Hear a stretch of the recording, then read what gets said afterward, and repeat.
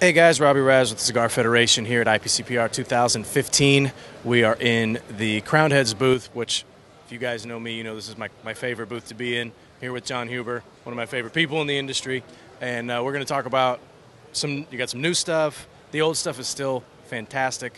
And it's not even that old. I mean, we talk about old, it's a couple of years old. And we got all kinds of gear and all kinds of stuff to get into. So how's everything going? Everything's great, man. Everything is really, knock on wood, we're having the best show we've had so far.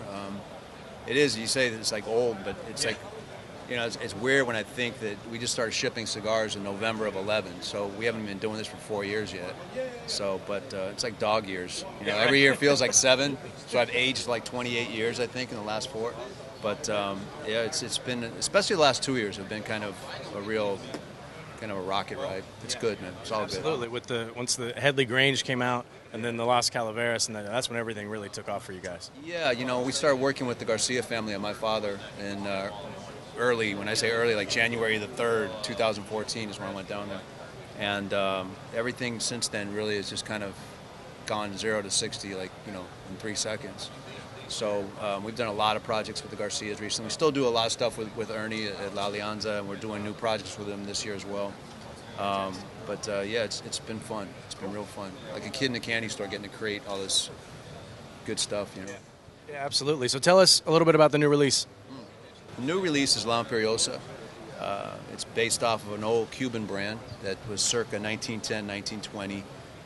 We registered the brand, and it's the recipe of the blend is identical to Las Calaveras Edición Limitada of 2014. Ecuador Habano Escudo wrapper, 8th priming, Nicaraguan binder and filler. We're doing it 4 sizes that are unique to La Imperiosa. Old Cuban sizes. Like there's a 5 3/4 46. It was supposed to be called Exclusivos. Jaime asked us not to use Exclusivos, so it's now Corona Gorda. Magicos, which is 4.5 by 52. There's a double Robusto, 6 3/8 by 50. And then a size called Dukes, which is 5.5 by 54. 24 count boxes. Price range is 8.25 to 9.75, and it'll start shipping out to retailers the first week of August. Fantastic. So obviously, if you guys like the Las Calaveras, the 2014, you guys are probably going to really like this one, right? That's the idea and the hope. It's interesting though. We did catch a little bit of backlash from people for accusing us of like why it was limited, now it's not limited.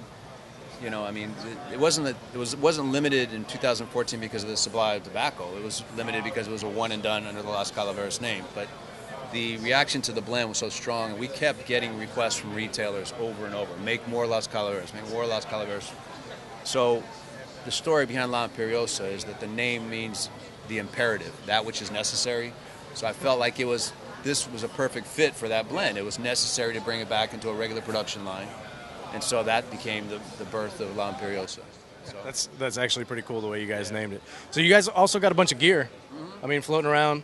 I mean, these hats look great. So tell us a little bit about this. It's more what you're seeing is more for vibe, you know, more than anything. But we have an adjunct to our website called the Hardware Store on our website, and some of the stuff is for sale. Some of it, like, you know, some of the truckers, Paniola, 4 Kicks, I think that's sold out. But this is like our event-only hat. Like, you have to go to an event to get that. The New Era stuff, a lot of people ask about that. That's never for sale. That's just promotional only. So sometimes I get an email from a guy and he's a big hat head, and I'll send him a hat or whatever. But we don't. It's really kind of I call it a scholarship arrangement with New Era. I have a very good friend at New Era, and we will trade out some limited hats for some cigars, and so we keep each other happy that way. That's cool. So it's just fun. I love doing that. It's like an extension of the brand. It's just part of the whole Crowned Heads thing. It's amazing how often I see those hats. That original one, the black, I still have that hat, and it's not even really. The front was white. It's not really white anymore because I've worn it so much. Yeah. Actually, my dad wears the camouflage one all the time. My dad doesn't smoke cigars or anything, but he likes to go fishing or whatever. That's his fishing hat, so it's really cool.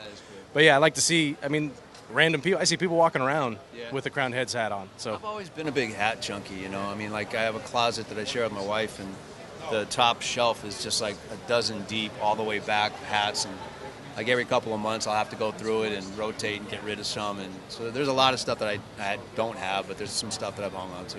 I heard you got some World Championship hats in there too. Oh yeah. Go Giants. Yeah, absolutely. Yeah, see, you know, that's what. I go back to the Candlestick days, man. I remember Willie McCovey and Chris Spire, Dave Kingman. I'm like, that's before your time, man. So I'm aging myself, but yeah, I'm a big Giants fan. Yeah, absolutely. So everything looks great. Thanks for taking the time to hang out with us. Really do appreciate it. Bobby, I appreciate it. Yep. Thanks, man. Thanks, guys, for checking out all of our coverage on CigarFederation.com.